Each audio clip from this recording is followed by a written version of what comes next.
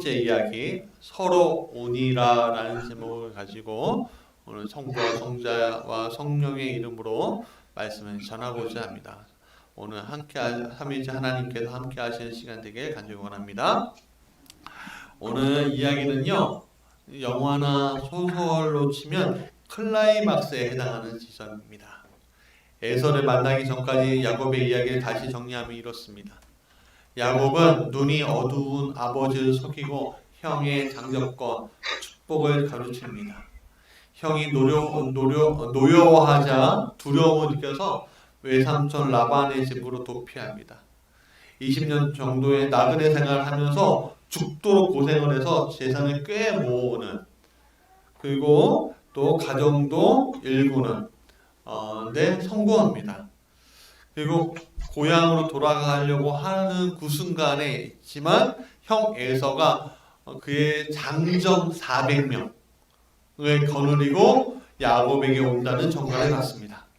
그때 야곱은 어떻게 하죠? 두려움에 빠집니다. 약복나루에서 홀로 남아 하나님의 사람과 격투를 벌입니다. 근데 거기서 반전이 일어나죠. 하나님을 만난 겁니다. 이 인생의 막다른 곳에서 하나님의 사람과 겨루 이기는 경험을 하게 되고, 하나님과 대면하여 보았다는 뜻의 이스라엘이라는, 하나님과 겨루 이겼다는 뜻으로 이스라엘이라는 이름을 가지고 됩니다. 그런데 야곱은 이제 통과해야 할 마지막 단계가 있습니다. 그것은 바로 형과의 관계를 푸는 것이죠. 이것은 20년 동안 야곱이 가지고 있던 숙제였고 죄책감의 원인이었습니다. 이제는 맞닥뜨려야 합니다. 두렵고 힘든 일이지만 이제는 어쩔 수 없습니다. 모든 것은 하나님께서 해주셔야만 했죠. 이 문제가 해결되지 않으면 야곱은 죽을 수도 있고 아니면 아버지께로 돌아갈 수도 없게 됩니다. 이제는 맞닥뜨려야 합니다. 맞닥뜨려야 돼요. 여러분, 우리가 야곱처럼 가족 간의 갈등을 겪는 원인들이 다양하게 있지요. 재산 문제, 성격 차이 문제, 종교 간의 문제, 여러 가지 다양한 문제들이 오늘 우리 가족들과의 불화를 만들어내고, 가족들과 다시는 안 봐! 다시는 내 호적에서 파버리겠어! 이런 식의 이야기를 듣는 그런 순간들이 옵니다. 얼마 전에 참 안타까운 일들이 있었어요. 아니, 작은 아이가 집에서 굶어 죽은 거예요. 근데 굶어 죽었는데 내용을 맨 처음에 알고 보니까 엄마가 그 아이를 놓고서 시집 간 거예요. 새 결혼한 거예요. 그 아이를 가끔 이렇게 보긴 했는데 그 아이가 죽든 말든 신경 안 쓰는 거예요. 그 아이가 죽었습니다. 그래서 사실 공분이 일어나고, 아니 어떻게 그럴 수가 있느냐라고 사람들이 막 올라왔는데 또 놀라운 사실이 벌어졌습니다.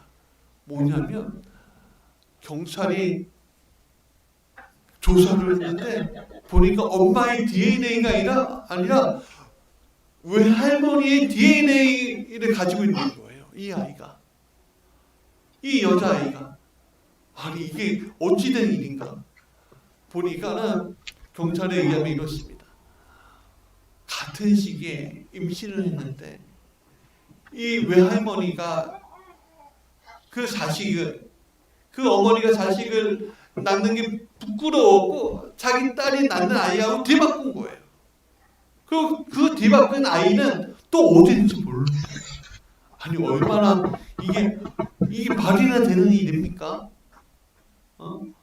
진짜 이게 무슨 미스터리 뭐 이런 거에 일어나는, 그러니까 사람이라는 존재가 이렇게 무시무시하구나라는 것을 잘 보여주는 사건이 드러났습니다. 이런처럼 사람들과의 관계가 이렇게 불화가 되고 아파하고 상처가 되고 정말 많은 것들이 다시는 안 보겠다라고 하는 일들이 일어납니다. 사람과의 관계를 푸는 것은 결코 쉬운 것이 아닙니다. 특히 가족 관계는 더 그래요. 우리 주변을 보면 가족끼리 서로 원수죠. 살아가는 인생이 얼마나 많은지요. 가족끼리, 형제끼리, 남매끼리, 자매끼리 서로 재산 때문에 싸우고요. 성격차 때문에 싸우고요. 종교관 때문에 싸우고요. 여러분, 예수 믿는다고 해고 다른 종교관을 가지고 있는 사람들은 배척하지 마십시오. 예전에는 그 예수 믿는 티네이 된다고 배척하라고 했지만 여러분 이제는 그러지 말아야 됩니다. 배척하는 게 아니라 품을 줄 알아야 합니다. 품는 게 승리하는 거예요. 품는 게. 예. 배척하는 그 순간에 망하는 거예요. 서로가. 예수님은 배척하지 않으셨습니다. 예수님은 품는 분이었습니다. 예수님은 사마리아의 우물가의 여인도 품으셨습니다. 막달라 마리아도 품으셨습니다. 많은 사람들이 오는 것을 두려워하지 않으셨습니다. 오늘 우리도 품어야 할 줄 믿습니다. 그런데 불화가 생긴 다음에는 이게 푸는 게 참 어렵습니다. 가족끼리 원수가 되니까 이게 어렵습니다. 돈이라는 매개체가 있으면 더더욱 어렵게 되는 것을 보게 됩니다. 그래서 이웃만도 못하네, 그런 이야기를 우리가 많이 듣지요. 참 이상하게 모든 가족과 화평하고 싶지만 모든 가족과 화평할 수 없는 것이 오늘 우리의 삶의 모습이고 현재인 것입니다. 이게 참 슬프고 안타까운 일인 것 같습니다. 제게 4명의 자녀가 있잖아요. 4명의 자녀가 자라면은 각각 또 배우자가 없겠죠. 그럼 8명 되잖아요. 그 8명이 되고 또 그 자녀들이 또 아이를 낳으면 또 이렇게 되게 많아지겠죠. 예? 2명씩만 낳아도 몇 명이 16명이잖아요. 예. 저 한 30년만 지나면 16명 생길 수도 있습니다. 근데 여러분, 그 아이들이 조금이라도 불화가 생겨 보십시오. 다시는 안 봐. 부모님 못 모셔! 그러면서 불화가 생겨 보십시오. 가지 많은 나무에 바람 잘 날 없다고 하는 게 우리 집이면 얼마나 힘들까요? 마음이 아플까요? 그래서 제가 기도하고 있습니다. 하나님, 우리 큰아이 잘 되게 해주십시오. 우리 큰아이가 마음이 넉넉해야지 동생들을 품을 줄 믿습니다. 우리 아이들, 작은 아이들 욕심 부리지 않는 인생 되게 해달라고. 그리고 형을 또 누나를 이해하는 인생 되게 해달라고. 그렇게 기도하고 있습니다. 그렇게 기도해요. 하나님이 아니면 저는 도저히 힘이 없습니다. 우리 아이들이 싸울 것 같으면 제가 돈이 없는 게 나아요. 그렇지 않습니까? 돈 때문에 싸울 것 같으면 돈이 없는 게 낫죠. 싸우면 해결되지 않습니다. 어렵습니다.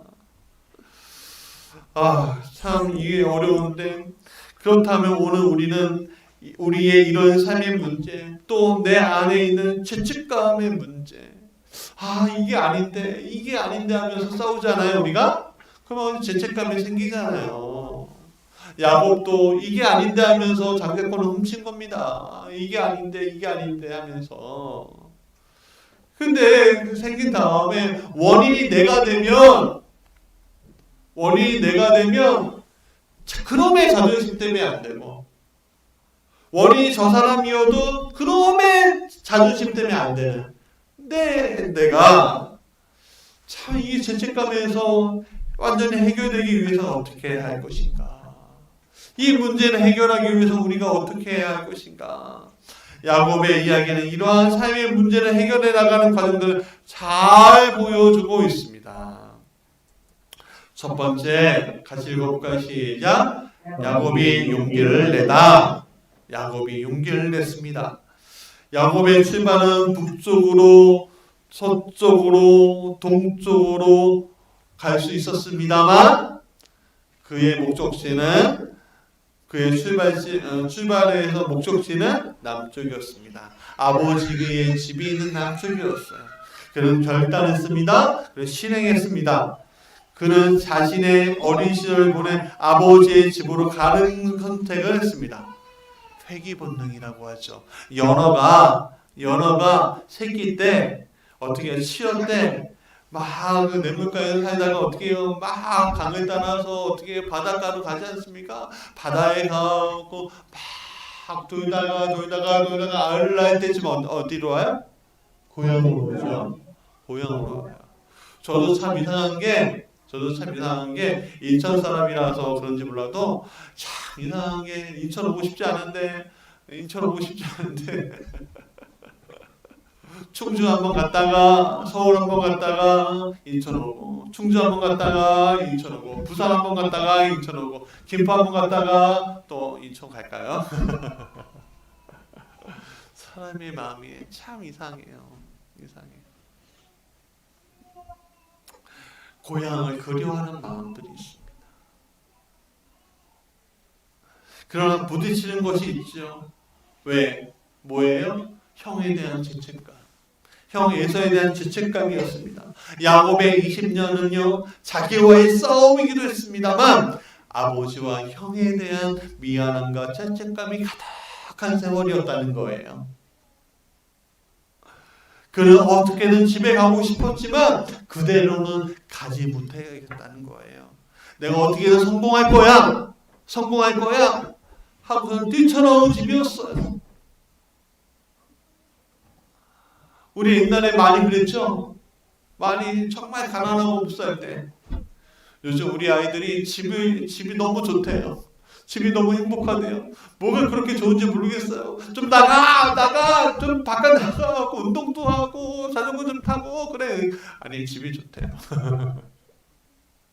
근데 옛날에는 찢어지게 가난하고 그거 뭐라고 해요? 똥구멍이 찢어지게 가난하다고. 왜 똥구멍이 찢어진지 아세요? 풀잎대기 먹으니까 고기도 먹고 좀 기름진 것도 먹어야지. 기름이 싸고 하는데 이 사람인가 소인가?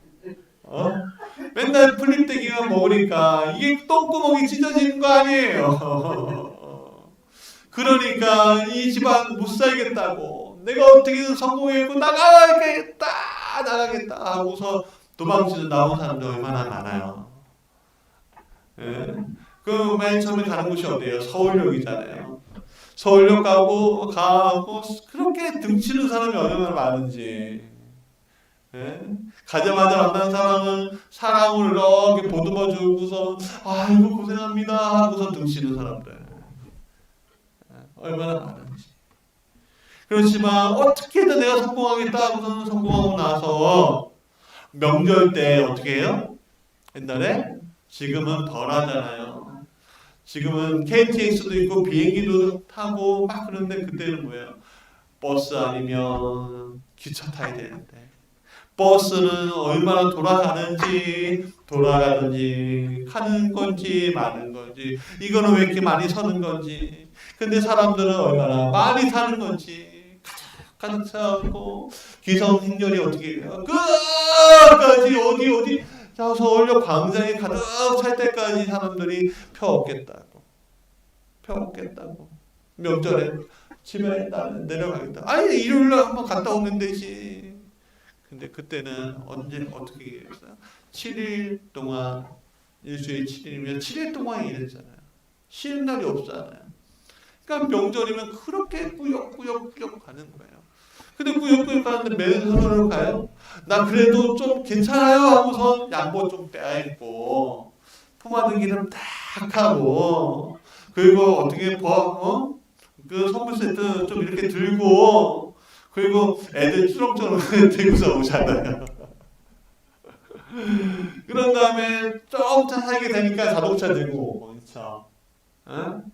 지금이야 이제 주 5일째가 되고 그랬지만 그래요. 그 회귀 본능이라는 게 있는 거예요. 사람이라는 게.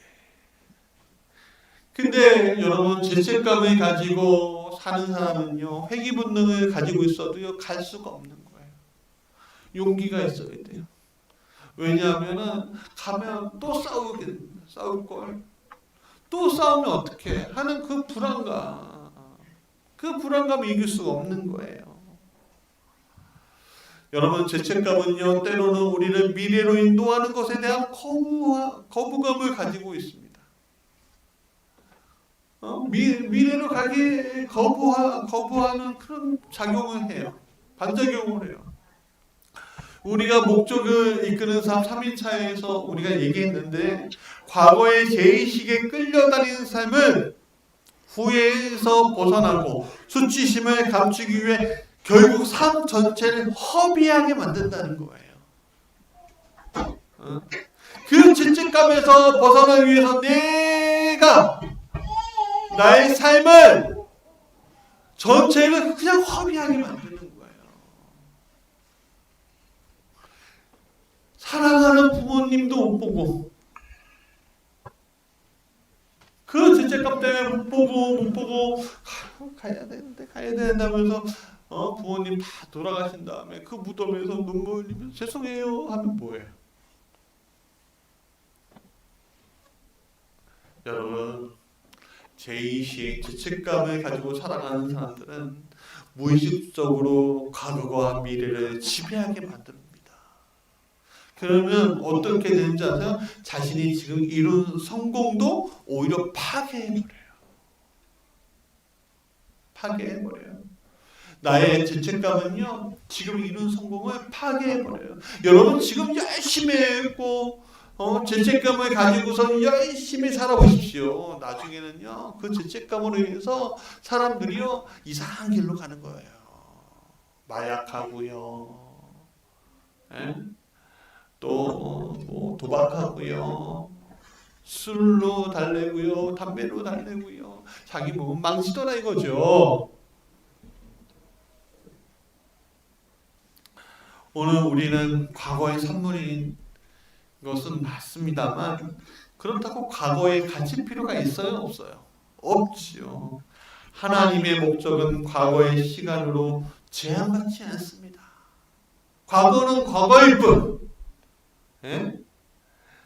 과거의 문제로 인해서 오늘 우리가 영향을 받을 수는 있지만 그 영향은 우리 용기에 따라 얼마든지 바꿀 수 있다는 거예요. 그래서 우리가 뭐라고 해요? 새 출발이라고 하잖아요. 새 출발은 뭐예요? 과거와 단절하겠다는 거예요. 과거와. 여러분 성경에 보니까 삭개오가 있어요. 삭개오는 어디에서 예수님을 만났어요? 뽕나무에서 예수님을 만났어요. 뽕나무에서 예수님 만났는데 예수님이 오늘 너희 집에 유하겠다라고 하니까 어떤 일이 일어나요? 그가 예수님을 초대하는 그 순간 과거와 딱 단절해버리잖아요. 내가 토색한 거 있으면 내가 사람들에게 지금 내가 재산을 다 주어도 내가 상관없습니다. 그렇게 말하잖아요. 그러니까 예수님이 얘도 아브라함의 자손이다. 그렇게 얘기하잖아요. 여러분 용기가 생기면요 얼마든지 바꿀 수가 있는 거예요. 그래서 시편 32편 1절에 허물의 사함을 받고 자신의 죄가 가려진 자는 뭐가 있다? 복이 있대요. 복이 있대요. 여러분 우리 큰아이도 둘째 아이도 중학생이에요. 몇 년 있으면 고등학생이 되고요. 또 몇 년 있으면 대학에 가요. 근데 여러분 놀라운 사실이 있어요. 중학교 때까지 공부를 못해도요. 고등학교 때 공부 잘하면 대학을 가더라고요. 무슨 말인지 아시겠죠? 네. 중학교 때 못하더라도요. 아무 상관이 없어요. 고등학교 때 잘하면 돼요. 고등학교 1학년, 2학년 때 못하더라도요. 고등학교 3학년 잘하면 대학에 갈 수가 있어요. 그런 사람도 많잖아요. 오늘 우리의 인생도 마찬가지입니다. 첫사랑이 실패도요. 두 번째 사랑에 성공하면 돼요. 첫 번째, 두 번째 사랑이 실패도요. 세 번째 사랑에 성공하면 돼요. 그 대신 조건이 있죠. 첫사랑 잊어야 돼요? 간직하고 있어야 돼요? 잊어야죠. 두 번째 사랑 간직하고 있어야 돼요? 버려야 돼요? 버려야 되죠. 간직하고 있다가 세 번째 사랑이는 여보 당신 사랑해. 근데 두 번째 사랑도 내 사랑이야 하고 있으면은 부인이 뭐라고 할 거야? 야이 미친놈아 그러죠. 야이 미친놈아 그러죠. 그렇지 않겠어요? 그렇죠. 그래서 첫 번째 사랑은 내 끝사랑이고, 두 번째 사랑도 내 끝사랑이고, 세 번째 사랑도 내 첫사랑이면서 끝사랑인 거예요. 아멘. 그럼 예수님을 사랑하면 어떻게 해요? 우리의 첫사랑이고 우리의 끝사랑이 돼야 하는 거죠. 다른 거, 돈을 사랑했던 거 잊어버리게 되고요. 자기 자녀를 사랑했던 거 잊어버리게 되고요. 내 배우자를 의지했던 거 잊어버리게 되고, 내가 가지고 있었던 거 잊어버리게 되고, 하나님만 바라보게 되는 거예요. 하나님은 오늘 우리에게 용기를 내라고 하십니다. 너의 예전의 죄값은 이미 내가 다 갚았다고 말씀하고 있는 것입니다. 물론 두려움이 몰려올 수 있죠. 두려움. 왜? 과거가 완전히 사라지는 게 아니에요. 에서가 야곱을 향해서 몇백 명을 데리고 와요? 400명을 데리고 오잖아요. 여러분 400명 데려오니까 야곱이 두려움에 빠져요, 안 빠져요? 저라도 빠지겠어요. 그래서 그는 그 두려움을 이기고자 야뽕나루에서 어떻게 밤새워 나를 축복해주지 않으면 내가 도저히 당신을 보낼 수 없습니다 하니까 어떻게 해요? 이 환도표를 딱 치고 넓적다리 안쪽을 딱 치고, 그래도 안 놓으니까 야 너는 이스라엘이야 이제 응답받잖아요. 그러는데 여러분 많은 사람들이 응답을 얻어도 야뽕나루 건너지 못하는 사람들이 얼마나 많은지 몰라요. 야뽕나루 건너지 않으면 응답을 받아요? 못 받아요?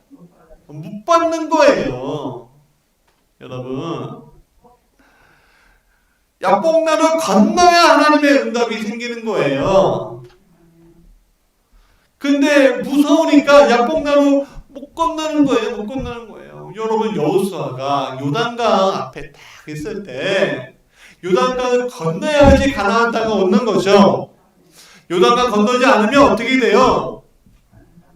그럼요. 약속의 땅 못 얻는 거죠. 여호수아는 요단을 건너기 위해서 온 백성이 보는 앞에서 맨 처음에 하나님 먼저 가십시오 하고 제사장들이 언약궤를 메고 이렇게 물 앞에 딱 가니까 어때 일어나요? 요단이 홍해처럼 다 갈라지는 거예요. 성경에 보니까 뭐라고 해요? 마른 땅이래, 마른 땅. 자, 보세요. 여호수아 3장 15절부터 17절 읽어드릴게요. 그 죄를 맨 사람들이 요단강까지 왔을 때에는 마치 추수기간이어서 제방까지 물이 가득 차올랐다. 이게 무슨 말이에요? 추수 때가 아니면 물이 낮을 때도 있다는 거예요. 근데 마치 왔을 때가 물이 가득 찰 때였다는 거예요. 그런데 그 궤를 맨 제사장들이 발이 요단 물가에 닿았을 때 위에서부터 흐르던 물이 멈췄다. 물이 멈췄대요. 아니 이게 말이 돼요? 위에서부터 흐르는 물이 어떻게 멈춰요? 근데 멈췄대요. 그리고 멀리 사르단 근처에 아담 성읍에 뚝이 생겨 아라바 바다 곧 사이로 흘러가는 물줄기가 완전히 끊겼다. 그래서 백성들은 여리고 맞은 쪽으로 건너갈 수 있었다. 온 이스라엘 백성들이 중요한 얘기가 있어요. 마른 땅을 밟고 건너서. 여러분 알죠? 우리 물가가 물가가 어떻게 해요? 젖어 있어요? 아니면 축축해요? 어때요? 젖어 있고 축축하단 말이에요. 그런데 마른 땅이래요. 마른 땅. 예? 근데 여러분, 마른 땅이라는 말은요, 홍해를 건널 때도 나와요. 그 마른 땅을 밟고 건너서 온 백성이 모두 요단강을 건널 때까지 주님의 언약궤를 맨 제사장들은 요단강 가운데 마른 땅 위에 든든하게 서 있었다라고 성경은 얘기하고 있습니다. 여러분, 강을 건너기 위해서 한 발을 떼니까 무슨 역사가 일어나요? 하나님의 역사가 일어나더라라는 거예요. 많은 사람들이 이렇게 얘기합니다. 나는 하나님의 역사를 경험할 수 없습니다. 그러나 저는요, 이렇게 권고할 수 있습니다. 뭐라고 하냐면, 안전하다고 생각하는 그 자리에서 일어나세요. 그리고 하나님의 말씀에 따라, 여러분 스스로가 아니라 하나님의 말씀에 따라 한 발짝 떼십시오. 그때 하나님의 역사가 일어날 거예요. 여러분의 자리가 안전하다고 생각하십니까? 여러분, 우리의 자리는 안전하지 않아요. 여러분, 그 자리에 계속 죽을 때까지 앉아보세요. 힘들지? 안전하지 않아요. 우리 떼고 일어나야 할 때가 있단 말이에요. 그때 하나님의 명령에 따라 떼고 일어날 때 어떤 일이 일어나요? 하나님의 역사가 일어나는 거예요. 여러분 스스로 엉덩이 떼려고 하지 마십시오. 하나님은 정한 때가 있는 거예요. 여러분 설교 때 막 갑자기 일어나고 막 그러면은 뭐라고 해요? 좀 진정시키라고 하지? 예? 그렇지 않습니까? 때가 있는 거예요. 성경 읽을 때 일어나십시오.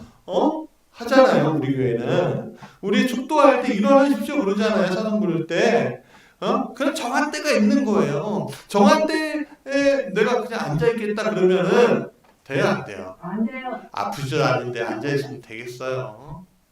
예? 앉아있으면 아픈 거죠. 정한 때가 있는 거예요. 근데 그때 일어나야 한다는 거예요. 발을 떼야 된다는 거예요. 그때 하나님 역사가 일어난다는 거예요. 그거 잊지 마십시오. 두 번째, 시작. 하나님이 준비해 주셨다. 하나님의 준비가 있었다는 거예요. 염려와 불안을 가지고 출발한 여정의 마무리가 되는 시점이었습니다. 이제 약복나루를 건너고 형 에서와 그의 장정 400명을 만날 차례가 되었습니다. 불안하고 떨리는 순간이죠. 형 에서가 다가올수록 얼마나 심장이 두근두근거리는지, 형이 어떻게 해야지 이제 하나님의 손길에 달려있는 거예요. 누구의 손길? 하나님의 손길. 형 에서가 다가옵니다. 가족들을 다 소개해요. 그리고 맨 앞으로 가서 형을 맞이합니다. 야곱은 에서를 맞이하며 할 때 쩔뚝거리면서 오면서 한 번 절하고, 두 번 절하고, 세 번 절하고, 네 번 절하고, 5번 절하고, 6번 절하고, 7번 절하자 눈물이 뚝뚝뚝 떨어지는데, 그때 형이 그 야곱을 보면서 눈물 흘리면서 우는 거예요. 야곱아 하고서 우는데 서로 껴안고 뽀뽀하고 입 맞추고 우는데 그 모든 것이 다 끝난 거예요.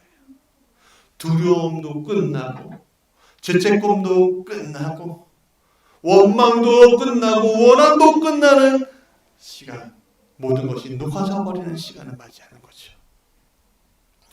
두려움이 회한, 지금 뉘우치고 한탄함으로 바뀌게 됩니다. 많은 말은 필요해요. 많은 말이 하지 않아도 모든 것이 다 해도 돼요. 버리는 모든 것이 다 한독듯하게 됩니다. 여러분, 우리가 배가 아프잖아요. 막 아파오고 죽을 것처럼 창자가 삐뚤리고 것처럼 막 그리고 화장실에 딱 앉아갖고 내 것을 막 밀어내는데 밀어내도 아파요? 안 아파요? 아프잖아요. 아프고 막 아파오고 나 병원 가야 돼. 아프다고 막 울어도 모든 것이 다 끝나면 어떻게 돼요? 아파요, 안 아파요? 사라지는 거예요. 내 속에 가득 찼던 원망, 두려움 그런 것들이 그 눈물로 다 사라지게 되는 거예요. 하나님이 그렇게 준비하신 거예요. 이 장면을 보면서 저는 복음서에 있는 돌아온 탕자 이야기가 생각이 나더라고요. 또 탕자가 어떻게 했죠? 자기 아버지 유산을 가지고 재산을 가지고 어떻게 타국에 가서 호랑방탕하게 살다가 쥐엄 돼지들이 먹는 쥐엄 열매도 얻지 못하자 어떻게 해요? 아유 내가 아버지 집에 가면은 이거라도 먹을 텐데 하고선 이것보다 대우가 날 텐데 하고선 터먹는데 멀리서 그 아들이 보이는 거예요. 그래서 어떻게 해요? 그 아버지가 막 달려가서 아들아 하고선 달려가고 오잖아요. 그러니까 뭐래요? 아버지 그러지 마세요. 제가 감당하지 못해요. 아버지 아들이야 감당하지 못합니다. 내가 하늘과 아버지께 죄를 지었는데 내가 감당하지 못합니다. 나 이제 종입니다. 그래서 아버지께 돌아가 혼나고 종이라도 될 것이라고 생각하고 돌아갔는데 아버지는 멀리서부터 뛰어와서 그 아들을 안아요. 왜 안아주죠? 아들이니까 안아주는 거예요. 거기에 뭐가 들어갔어요? 측은지심이 들어간 거예요. 측은히 여겨라고 해서 측은히 여겨. 여러분, 형을 만난 야곱도 아버지를 만난 이 탕자도 혼날 것을 세상에 있지만 혼나지 않고 오히려 안김을 당합니다. 왜? 측은심이 일어나니까. 측은히 여겨 심히 당하니까. 그 측은한 마음을 누가 주신 거예요? 하나님이 에서에게 주시고 이 탕자의 아버지에게 주신 거예요. 여러분 오늘 이 불쌍히 여겼기 때문에 오늘 우리를 구원해 주신 거 아니겠어요? 하나님이 우리가 잘나서 구원해 주셨나요?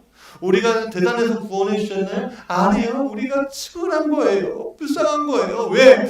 우리가 영원히 살도록 창조되었고 영원히 하나님과 동행하게끔 창조되었는데 우리의 원형이 누구예요? 예수님이잖아요. 창조되었는데 죽으러 가니까 내 창조품이 죽으러 가는구나. 내 그 마음 가운데 하나님이 측은심이 올라와서 대신 죽어주신 거예요. 자기 자신이 죽으신 거잖아요. 그 아들. 여러분 측은함을 주님이 준비시켜 준 거예요. 그 측은함이 자신이 그토록 미워했던 동생에 대해 안 좋은 생각과 복수심을 예서에게서부터 벗어나게 만든 거예요. 여러분 왜 나를 구원해 주셨을까? 우리는 내가 잘나서 구원받는 줄 알고 내가 어떻게 선택받아서 구원받는 줄 알고 내가 어떻게 해서 특별해서 구원받는지 아는데 아니 불쌍해서요. 불쌍해서.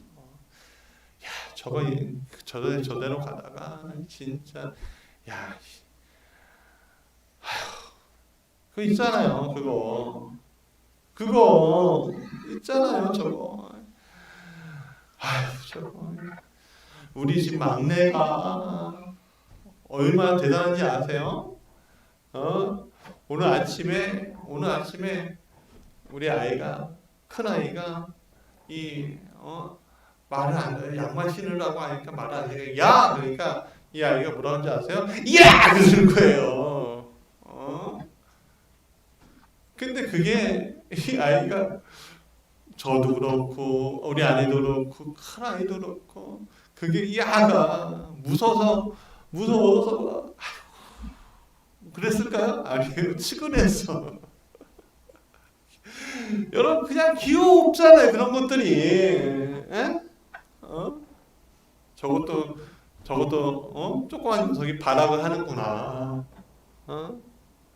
그래도 어떻게 해요? 양말 신기고 와야죠. 하나님이 우리를 얼마나 사랑하시면 어떻게든 데려오려고 십자가에서 죽으신 거잖아요. 그렇지 않습니까?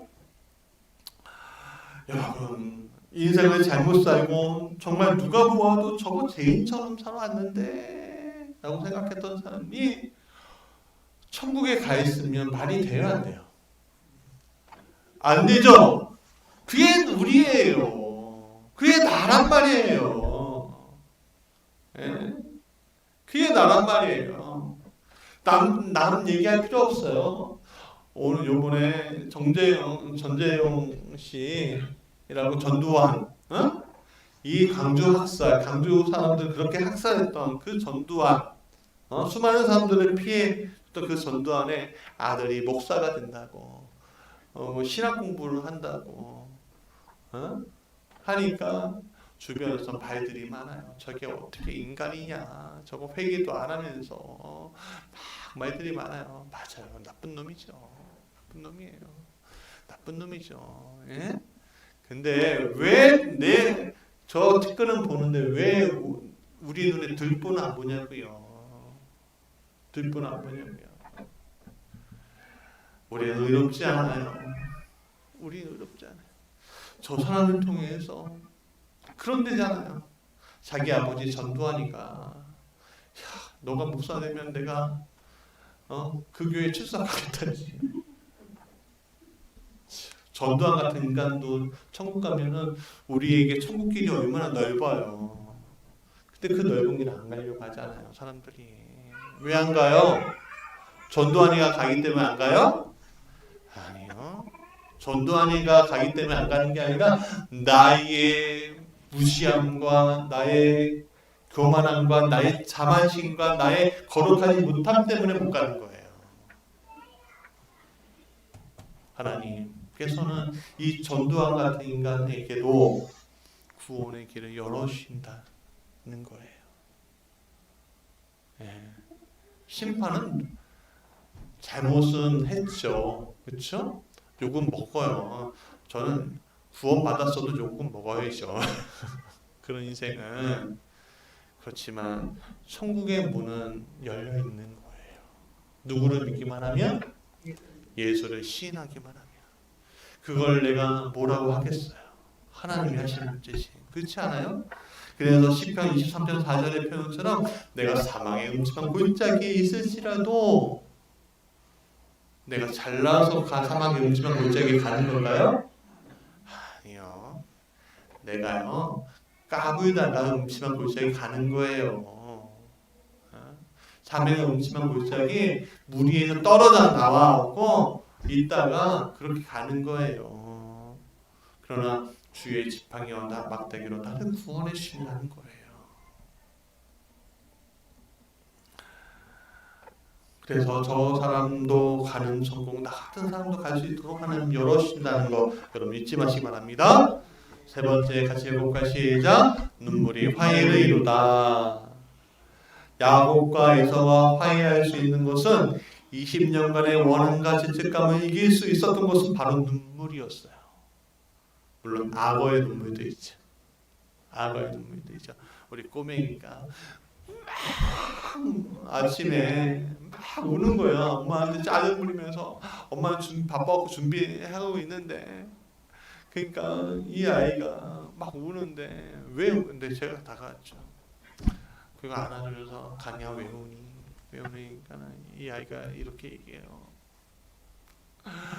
호랑이가 무서워서요 라고 얘기하지 않고 카보스카라 카보스카라 그러는 거예요. 카보스카라. 그때 안경을 안 끼고 있었는데 카보스카라 딱 보이더니 딱 카보스카라 딱 주니까요. 여러분, 예전에는 호랑이보다 꽃감이 무서웠지만 이제는 호랑이보다 카보스카라가 무서운 거예요. 애가 울으면 딱 멈추잖아요. 응? 카보스카라가 딱 하면서 얼마나 행복해 하시던지. 이 아이의 눈물은 무슨 눈물? 악어의 눈물. 자신의 욕망을 이루기 위해서 흘리는 눈물. 하나님이 준비하신 눈물은 그 눈물이 아니죠. 에서는 야곱이 쩔뚝거리면서 자신에게 오는 것을 보자. 갑자기 또 그가 쩔뚝거리면서 전하는 것을 보자. 갑자기 마음에 매이면서 20년 동안 20년 전에 자신이 사랑했던 그 아우가 떠오르면서 자신과 뒹굴었던 그 아우가 떠오르면서 눈물이 흐르면서 미안했던 마음속에 깊은 눈물이 나오는 거예요. 야곱도 마찬가지죠. 형한테 미안한 눈물. 그렇게 두 형제는 화해합니다. 하나님은 사람들에게 눈물을 주셨어요. 눈물은 사람의 마음을 정확하게 나타나게 하는 하나님이 주신 가장 귀한 보물이에요. 예수님도 요한복음 11장 35절에 보니까 눈물을 흘리셨다라고 했어요. 예수님은 주변 사람들이 나사로가 죽은 것에 대해서 비통해하면서 울자 심령의 비통을 느끼시며 우셨다 하셨어요. 오늘 우리가 여러분 세상 나를 위해서 오는 것이 얼마나 나만을 위해서 오는 것은요 어쩌면 굉장히 이기적인 거예요. 우리가 세상을 바라면서 눈물을 흘릴 줄 알아야 돼요. 저기 멀리 미얀마 땅에 있는 사람들이 죽어가는 것을 보고서는 우리가 눈물을 흘릴 줄 알아야 돼요.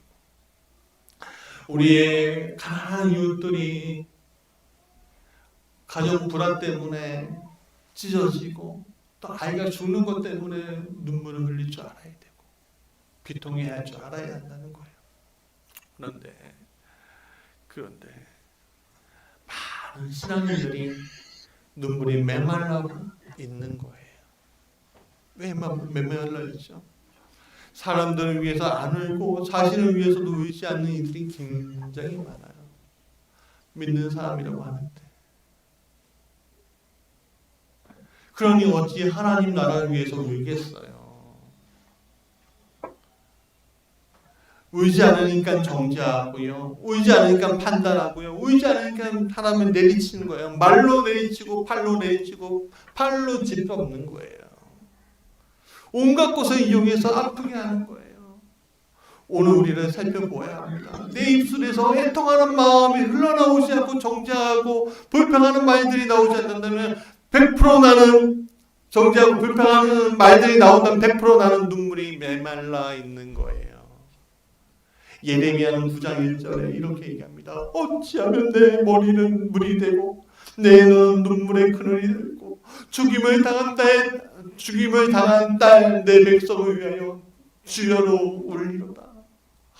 그 백성을 보면서 제발 좀 돌아와, 제발 좀 돌아오면 눈물을 흘릴 줄 알아야 되는데 사람들이 눈물을 흘리지 않아요. 아까 전에 얘기했던 정재웅 씨 같은 사람도 그분이 예수님께 돌아왔다는 것에 대해서 기뻐해야 하는데 기뻐하지 않아요. 전도환 씨 같은 그 악나는 사람이 천국의 문이 열렸다는 것에 대해서 우리가 기뻐하고 같이 울어줘야 하는데 그 사람들 고통받는 사람을 위해서 같이 울어줘야 하는 눈물이 나오지 않아요. 그렇죠. 맞아요. 눈물이 나오지 않을 수도 있어요. 그러나 여러분 사도 바울은 자신을 죄인 중에 계십니다 라고 표현합니다. 디모데후서 1장 15절에 나오는 이야기예요. 16절에 그 죄인 중에 괴수가인 자신이 부르심을 받은 이유에 대해서 이야기하는데 같이 읽어볼까요? 시작. 그러나 내가 긍휼을 입은 까닭은 예수 그리스도께서 내게 먼저 일체 오래 참으심을 보이사 후에 주를 믿어 영생 없는 자에게 본을 되게 하려 하심이라. 여러분 그렇습니다. 예수님이 오래 참으심 때문에 우리가 이 자리에 서 있게 있는 거죠. 그리고 영생 없는 자에게 본이 되기 위해서 오늘 우리가 이 자리에 있는 거예요. 죄인 중에 괴수가 하나님을 믿어 회개하고 무릎 꿇고 회안에 눈물을 흘릴 때 하나님은 그들을 써 주신다는 거예요. 시편 126편 5절부터 6절에 눈물을 흘리며 씨를 뿌리는 자는 기쁨으로 단을 거두리로다. 우임여 씨를 뿌려 나가는 자는 반드시 기쁨으로 그 곡식단을 가지고 돌아오리라. 여러분 우십시오. 울어야 해요. 눈물이 말랐나요? 하나님 눈물을 달라고 기도해야 할 줄 믿습니다. 많은 사람들이 상처 속에서 울음과 상처를 가지고 살아가요. 그 상처를 치료하는 것은 눈물밖에 없는 거예요. 근데 그 눈물을 가지고서 그 눈물을 주시는 건 누구예요? 성령님이신 거예요. 하나님이신 거예요. 도저히 눈물이 안 나온다고 고민하는 분들이 분명히 있더라고요. 그럴 때 성령님께 구해야 합니다. 주님, 제가 눈물이 나오지 않아요. 하나님 나라가 느껴지지 않아요. 하나님의 마음이 느껴지지 않아요. 저를 애통하는 마음으로 바꿔주세요. 애통하는 마음으로.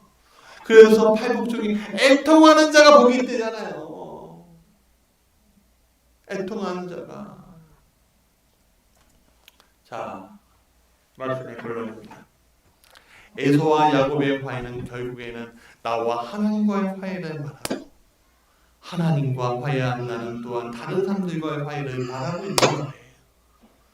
그 화해를 위해 우리는 용기를 내어서 약복날을 먼저 건너야 되겠죠. 용기를 가져야죠. 첫 발을 내딜 때 하나님이 준비하고 계신 것들 우리가 느낄 수가 있어요. 하나님은 뭘 준비하셨죠? 눈물을 준비해 놓으셨어요. 문제 해결책을 놓으셨다는 거예요. 문제가 다가올 때 여러분 우리가 하나님을 굳게 의지하는 것을 잃어버리지 않는다면 하나님은 오늘 우리의 마음을 터치하십니다. 그리고 내 마음속에 국률한 마음을 심어주시고 그 문제를 해결해 주신다는 거예요. 오늘 우리의 마음을 어렵게 하는 이들에 대해서 울고 싶어도 울지 못하는 이들이 우리 속에 존재하는 것을 보게 됩니다. 사랑하는 여러분, 울지 않을 때 오늘 내가 어떤 문제에 빠져 있는지를 알게 됩니다. 그럴 때 여러분 하나님 앞에 가십시오. 내가 울고 싶은데 울지 않을 때 하나님 앞에 가십시오. 하나님 울게 하실 겁니다. 하나님 울게 하실 겁니다. 울어야 합니다. 울 때, 애통해야 할 때 문제가 해결되고 하나님의 역사가 내 개인의 문제도 해결되면서 하나님 역사로 저 사람과의 관계도 회복되면서 하나님의 역사로 오늘 주변의 모든 것들이 해결되는 것입니다. 우리 찬양하죠.